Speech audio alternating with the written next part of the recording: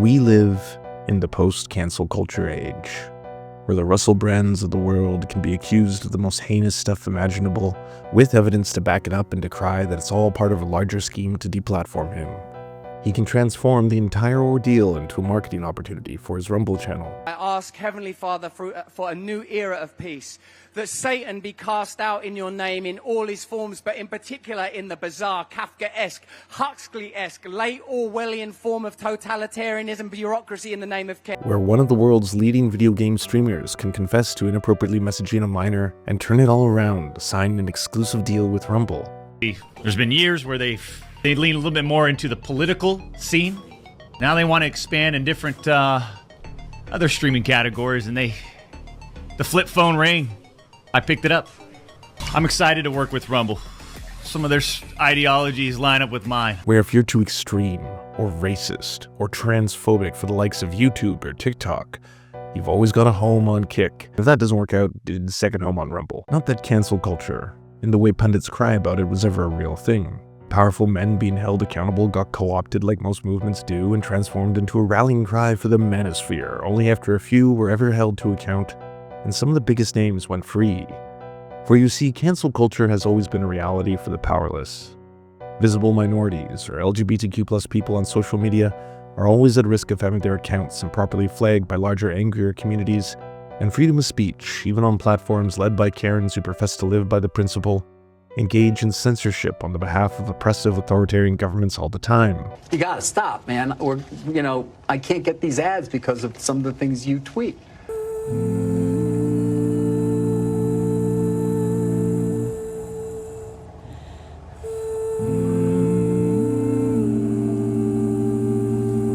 I'm reminded of the scene in The Princess Bride. The powerless are not equals in the free marketplace of ideas. But what about comedians? Before the quarantine, women had the Me Too movement, doing amazing work.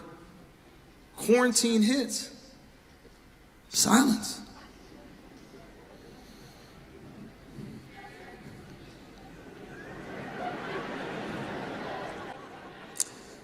It's almost like you enjoyed being in the house cooking and cleaning all day. The truth tellers, the brave, subversive, taboo-busting boundary pushers who say the things everyone in society is thinking but are too afraid to say out loud. Is that Mexican?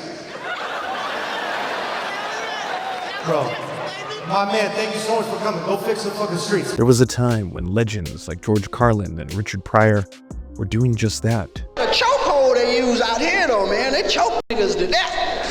That mean you be dead when they through. Right? Did you know that? Wait, the niggas going, yeah, we know wife. No, I had no idea. Selling out stadiums filled with adoring fans, many of whom were hearing the naughty, groundbreaking, subversive jokes that punched up at the rich and powerful individuals and structures that oppress us all. Using groundbreaking technology, their message was capable of reaching and enlightening the masses. But today, they're the biggest collection of privileged, talentless snowflakes in entertainment. Every cockleek with a microphone has a podcast and a transphobic Netflix special. Of course I support trans rights. I support all human rights, and trans rights are human rights, live your best life, use your preferred pronouns, be the gender that you feel that you are. But meet me halfway, ladies, lose the cock. Where all they do is complain all day about how you're not allowed to say anything anymore, out of the risk of being cancelled by the scolding wokes.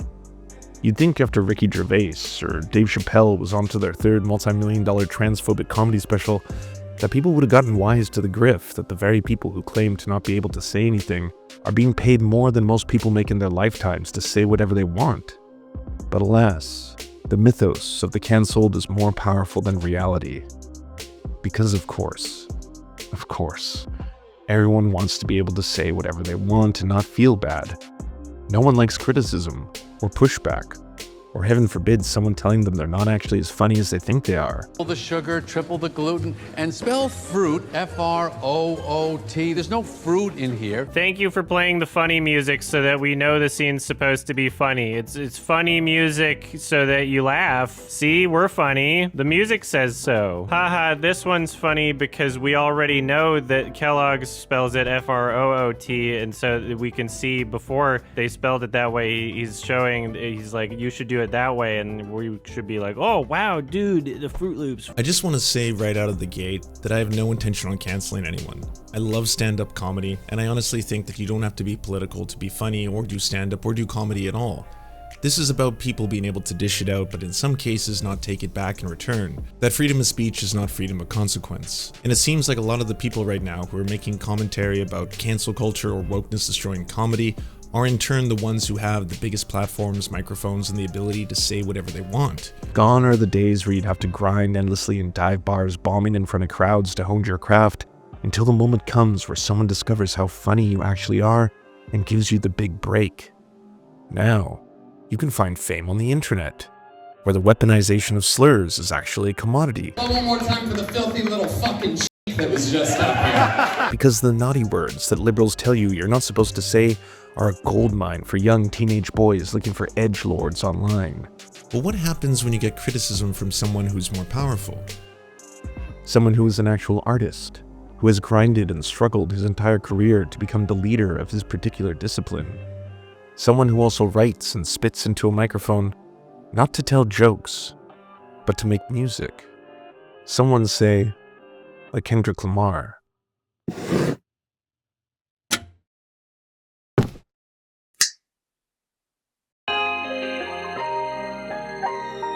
You see, Kendrick Lamar isn't just beloved, he's respected. He's transcended mainstream musical fame to do something few artists do when they reach the summit, and that is to continue to produce art rather than simply ride on the easily manipulatable coattails of pop singles. He continues to be transformative. Even when he's waging war in the most prolific beef in hip-hop's history, he manages to evolve the very genre itself, defeating one of the biggest pop stars in the world, only to follow it up with the release of the incredible album GNX, an ode to 90s hip-hop and R&B with multiple genres fused together in an encapsulating style that he's become known for, showcasing his connection to the music and artists of the West Coast that defined an era, the perfect follow-up to an internationally captivating feud between himself and Drake, someone he successfully called out as a colonizer both of black culture, music, and of other artists. Now, this isn't a video on Kendrick and Drake's feud. There's already an infinite number of detailed analysis on that subject, and if it's what you need a primer for, there's links in the description to far better content creators than me who have already explored every inch of the subject. What I do want to focus on is what happened in the comedy community, following the release of GNX due to a single line found in the opening track, Waxed Out Murals. Siento aquí tu presencia, la noche de anoche. The song opens the album in a beautifully haunting way, with vocals by mariachi singer Deira Barrera. Kendrick had heard her sing at Game 1 of the World Series and invited her to collab and open the album with the line, Siento aquí tu presencia, la noche de anoche, y nos ponemos a llorar, which translates to, I feel your presence here, last night, and we start to cry, which sets the stage for a song titled after the defacement of one of his murals in Compton. It explores the complex relationships he's endured with his heroes, ranging from Lil Wayne to Snoop Dogg, and the mixed reception that he received from his Super Bowl performance. The fragility of friendship and alliances, and the inability for it to affect his resolve, in consistently striving for what he sees as his path forward, both artistically and as a human being. When the synth bassline kicks in, the track drops into a warning going forward to anyone still determined to challenge him, and in some ways serves as both a form of war paint and a humble reflection. Then near the end comes the line, Make Cat Williams and them proud, the truth bout to get loud, no juice inside of my cup, I sober up and knock 'em all off. Don't let no white comedian talk about no black woman, that's law. Don't let no white comedian talk about no black woman, that's law.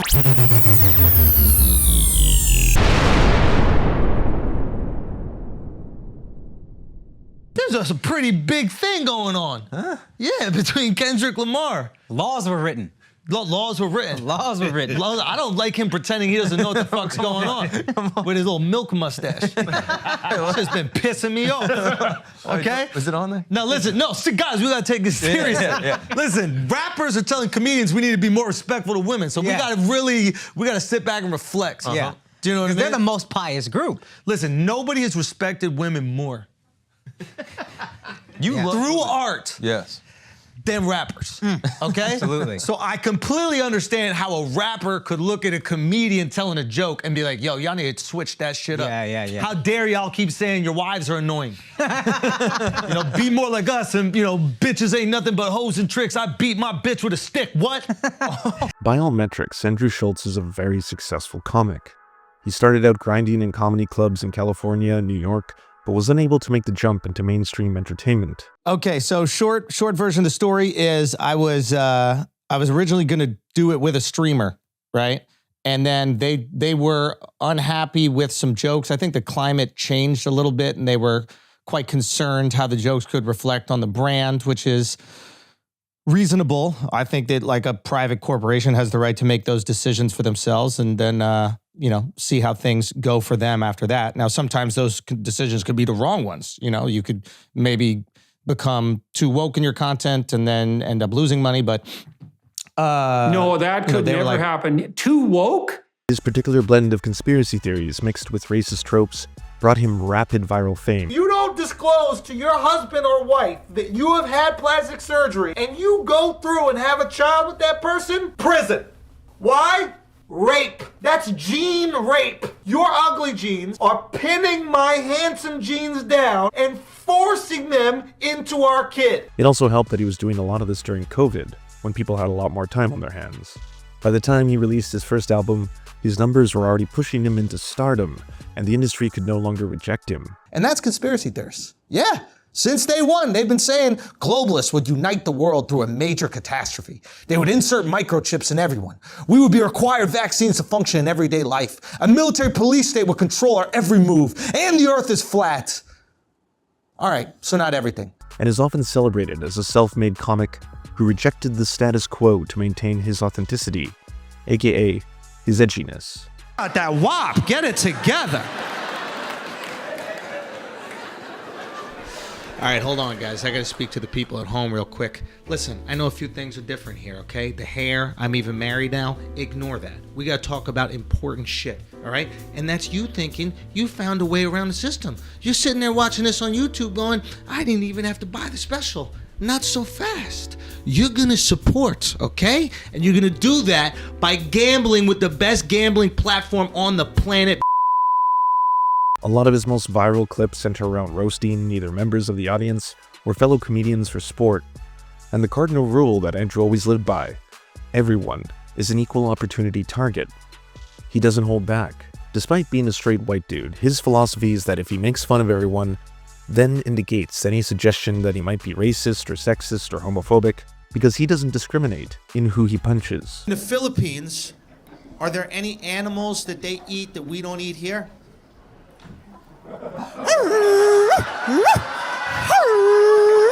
Now, comedy as an art form has a lot of different styles, and I'd brand Andrew as kind of a shock jock, lazy, racist comedian. If you're not familiar with China's viral export, no, not that one. No, not that one.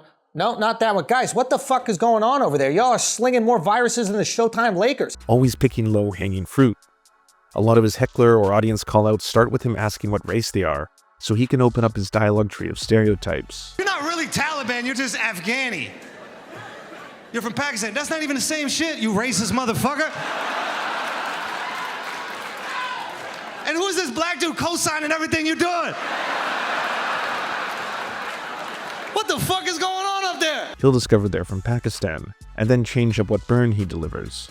When he discovers they're from Somalia, he'll make a switch to making a Captain Phillips joke. You got them braces. You are not the captain now. You fucking... While it might bore some people, others find edgy, synonym for racist, jokes to be hilarious, because a lot of his early fame came from internet stardom. There was no stopping him. Eventually, he would cross into mainstream television, hosting a podcast with Charlemagne the God and starring in MTV's Guy Code. He'd appear in movies produced by the very studios that once rejected him, never facing the dreaded cancellation that he would often lament was ruining the entire industry. Fast forward to September 2024 on a podcast episode featuring black comedians Shits and Gigs. where Andrew finally got some unwanted attention for a racist routine targeting black women. What is the black girlfriend effect? This is You don't know about this. Glow up the other culture. Yeah, so you'll see a guy who's had a black girlfriend, all of a sudden he's got buzz cut, like clean shape up. Glows up, bro. Yeah, I like that. I like that. They shave their hair because they start losing it. Because they're so stressed being around this black girl complaining about shit all the fucking time. That's why they gotta shave their hair. Nah, bro. White guys with black girlfriends, they grow a beard because there's up. more cushion when they get slapped the fuck out of. A couple of things are happening here. The racist trope of black women being violent and overtly physically abusive, mixed with the subservient or cucked white man stereotype being delivered entirely by a white dude. Andrew Schulz grew up in an affluent white neighborhood and has about as much place trying to critique a community that he's not a part of as he does acting offended at the audacity that everyone would ever call him out. In fact, a lot of Andrew Schulz's cadence and delivery is similar to that of black comedians. Black people, y'all get it. The police are fucking us. Louis Vuitton.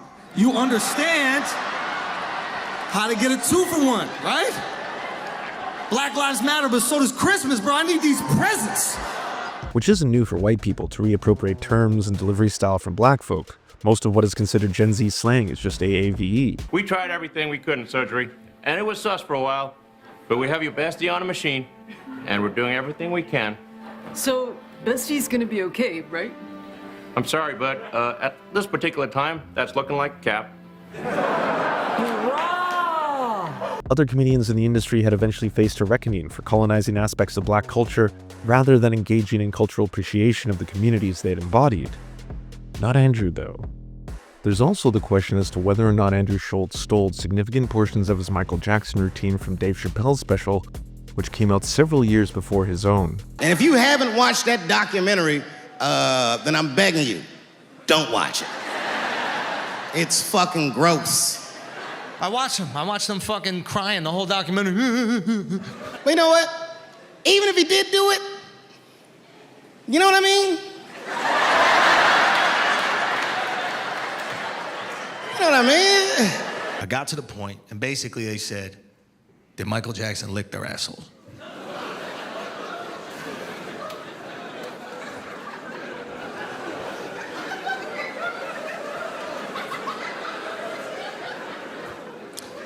And what I found out about me is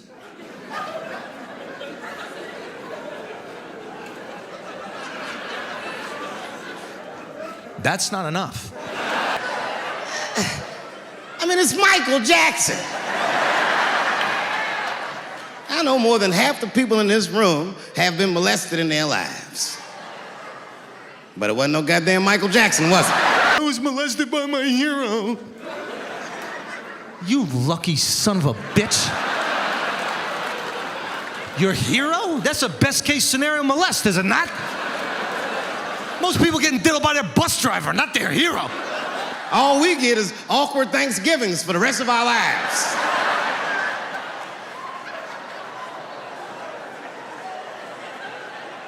You know how good it must have felt to go to school the next day after that shit? I'm just saying, we have to put things in perspective. A licked asshole from your hero. There was a significant public backlash to the rant, but on brand, Andrew refused to apologize and instead would make fun of James and Fuhad, who did issue a public apology after their appearance for not standing up for black women in the moment. Yeah, we don't condone, we don't appease that behavior, we don't... All right, we get it.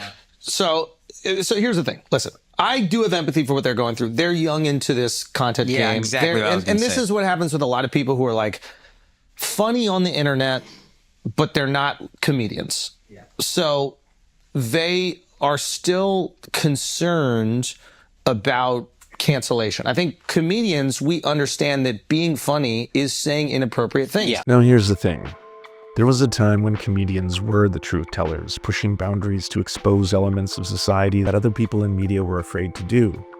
Lenny Bruce was arrested multiple times in 1961 and became a trailblazer for free speech, arguing that his intent was never to engage in public indecency like he was accused of, but rather that comedians should be free to criticize anyone they wanted to, because ultimately, if you can't mock those in power, they hold power over you. Don't shut him up. You need that madman to stand up, tell you when you're blowing it. And the harder you come down on the deviant, the more you need him. Please, don't take away my words. They're just words. I'm not hurting anybody. George Carlin would point out the words that were censored in television in his famous routine, 7 Dirty Words You Can't Say on TV, which would eventually lead to his arrest in 1972 for disorderly conduct. Numerous trailblazers in the black comedy scene also used the art form to tell stories of racial and systemic oppression their communities faced in the same way artists and conscious hip-hop were doing. We heard white people say that they were so upset and angry with the verdict that they couldn't sleep. Well, you know, black people have had insomnia for 400 years. The concept that comedians can be radical and subversive isn't without substance. So it's both embarrassing and pathetic that standing on the shoulders of giants, we somehow got this. Nowadays, snowflake after snowflake in the comedy world complain about how you can't say anything anymore without people getting offended or trying to cancel you in their multi-million-dollar comedy specials. They complain about it to their podcasts where they've signed on to $200 million contracts to literally say whatever they want. They waste time in their own routines to try and explain to the audience what comedy is, or that they're joking, and that you shouldn't get offended. What, you fucking retarded as well? I don't do that either, okay? These are all jokes, all right? I don't even use that word in real life, the R word. You just used it, Rick. Yeah, in a joke. That's not real life, is it? I'm playing a role. Yes, Ricky, we know that you're joking and occasionally playing a character. There's nothing less funny than having a joke explained to you. You aren't brave when you attack trans people for the 20th time if part of the routine is complaining about how much you have to struggle with it. That I dead named her. Now, I'd never heard that term, before a day after the Golden Globes, and that was saying her old name and even acknowledging that she used to be a man. But she did. Seem more interested in hearing audiences gasp so they can reply with, "Oh, what? Are you triggered? Did I offend you? You can't handle a joke? Are we canceling comedians now?" Be woke enough. That's the problem. It keeps going. It keeps going further and further and further down the line. And if you get to the point where you capitulate, where you agree to all these demands, it will eventually get to straight white men are not allowed to talk. Which is genuinely sad because these multi-millionaire walking erectile dysfunctions aren't using their platforms to call out anyone with power. They aren't attacking the rich. They are the rich. They aren't attacking oppressive systems. They're protecting them. They're finding minority groups to dogpile on while counting their millions and pretending like they're being targeted because of their brilliance. So Gen X drops, and being a champion of free speech and having a career of calling out sensitive triggered snowflakes who can't take any criticism, a single line in a song that doesn't even name Andrew Schulz would surely have no effect on him, right?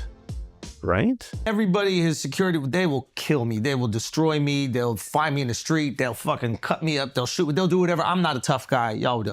But just Kendrick, I would make love to him, and there's nothing he could do about it. Just Kendrick Lamar, I would make love to him, and the only thing that he could do is decide if it's consensual or not. That's the only thing he could do. If it's me and Kendrick, this is about physics. It's about physics. I don't even know if I'll get hard. But if we're in a cell, there's a chance that if we're in a cell and we're bored and we done tattooing each other, whatever you do in the cell, and we ran out of board games and we did all the other things, we cleaned everything, and I'm like, man, I might as well fuck you.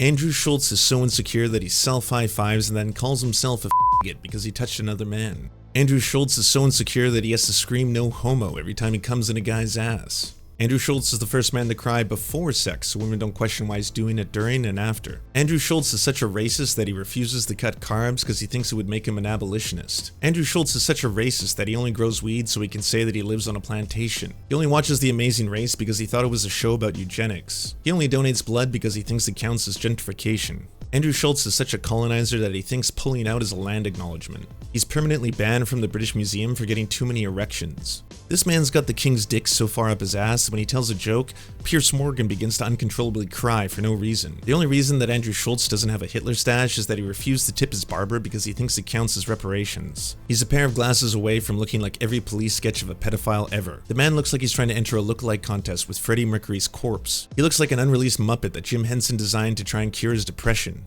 Andrew Schulz hates black women because they know how to read. Why are you doing this? Look at, put up that picture of him and Travis Kelce's girl. Look at that shit. Oh my God, dude, that's unbelievable. Yo, I'll be honest. I would go so far as to say, I don't think he could stop most people on the planet from having sex with him. Wiped his ass with Drake, bro. This wasn't no regular ass kicking, bro. This was, he fucked Drake up. Drake's reeling.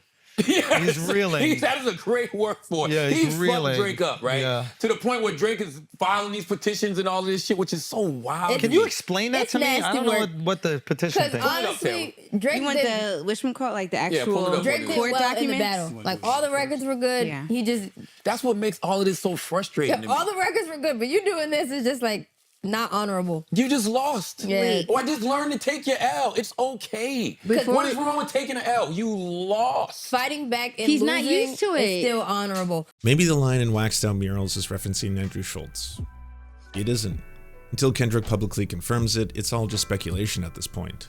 But what I can say as someone who loves both hip-hop and stand-up comedy, but isn't black himself, is that I think one of the important things that white people should have taken away from the Drake feud is why he was being called out as a colonizer in the first place. It's no secret that white people appropriate black culture and then achieve success mimicking their musical styles or language.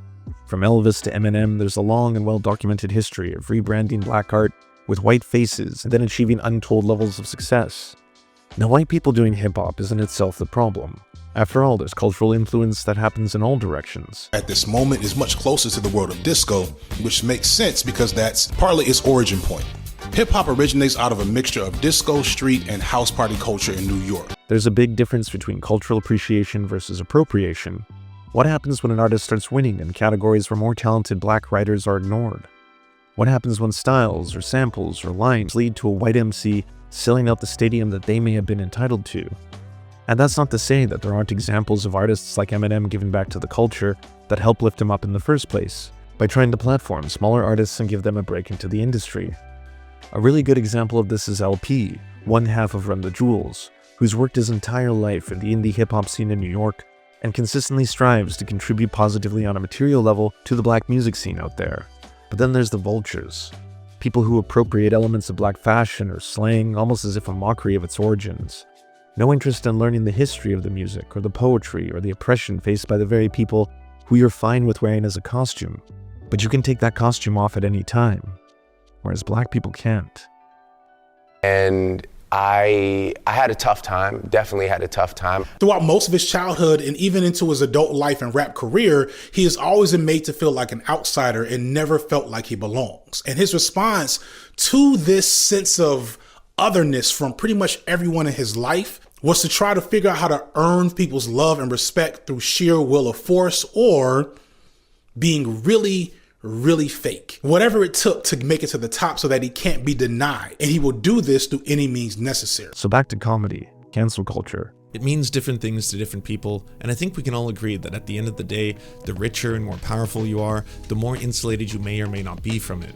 In some cases, you can get away with doing whatever you want. What has changed is that we're more connected due to social media than ever before. And the more people who are exposed to something, the more they're going to have opinions on it.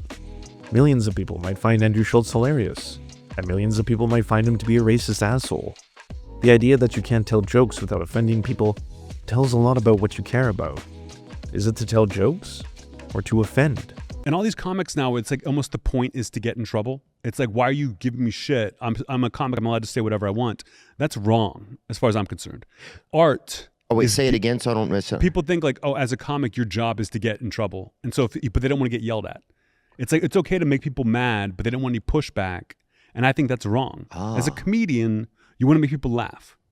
This is a quote attributed to Andy Warhol that I love. It's just art is getting away with it. You know, if you put out a special and everyone's pissed, like you didn't get away with it. You know, you need to make everyone laugh that they're like, yeah, he talked about some fucked up stuff, but we're all happy. That's art.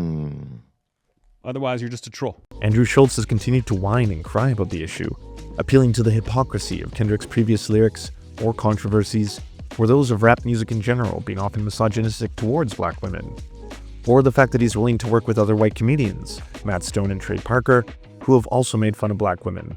So where's the justice? South Park did an episode about Lizzo. Wait a minute, but isn't Kendrick Lamar doing a comedy with South Park creators? Yes. Wait a minute, hold Comes out on. in the spring. But do the laws not apply to Kung Fu Kenny?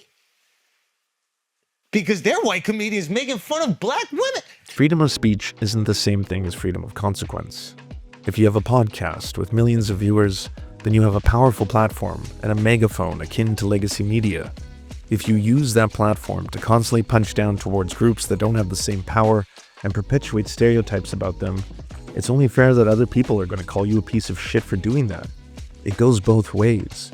You can't get triggered and cry conservative tears while complaining that it's the other side that does. You don't have to make conscious comedy. Your comedy doesn't have to have a purpose. But just being a racist or edgy comedian also doesn't make you brave. Bravery is holding those in power to account, because it also comes with risk. Bravery is trying to change the world through art, but also sometimes shutting the fuck up and listening to people whose voices are marginalized, because maybe they're trying to teach you something.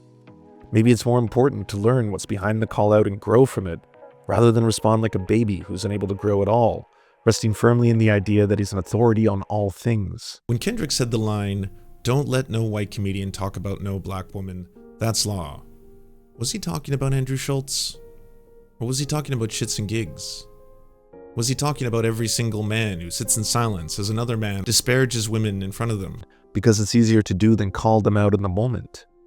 It's a lot harder, and I'd argue braver, to stand up to Andrew Schulz on his own show, full well knowing that doing so could result in not being platformed by him, or being labeled as too woke, unable to handle a joke, or even becoming the next target of his racism.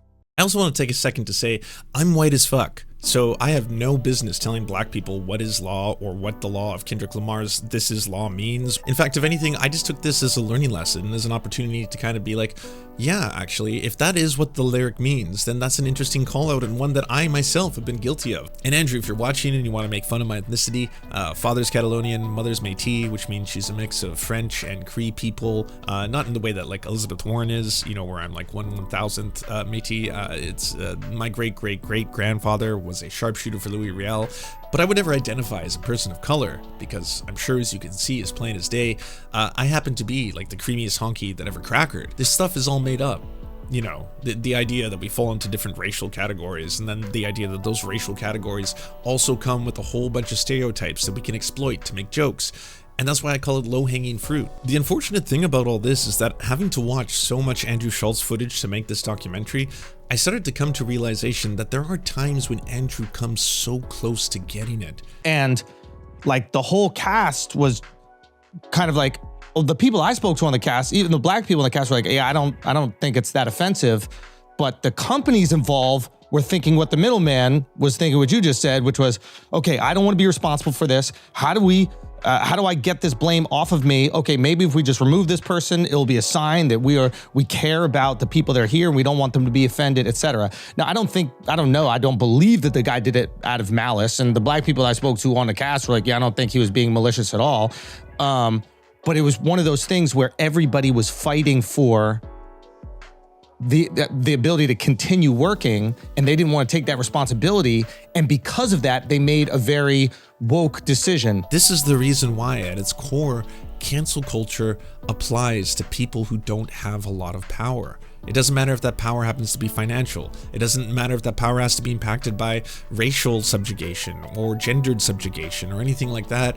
It seems to be more often than not that if you've made it, if you're famous, if you have a brand name, if you have a podcast, if you have tons of cash already, then most likely you already have a platform, a megaphone, and a voice, and the ability to send your message out there to anyone who's willing to hear it.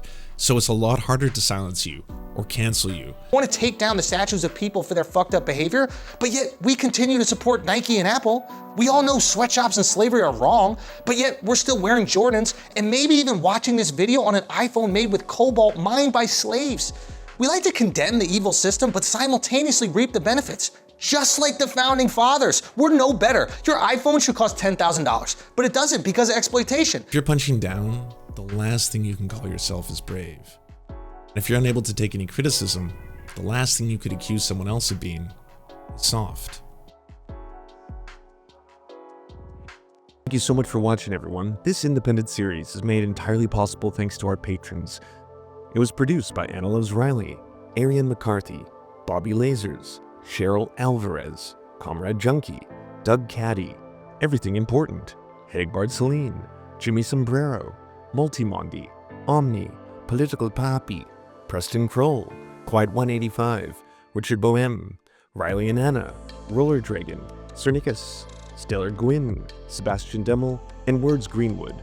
Not to mention all the other patrons you now see on screen. We couldn't have done this show without you. If you can help support the show, please check out patreon.com/thesurfs to unlock bonus secret episodes as well as get the content before anyone else.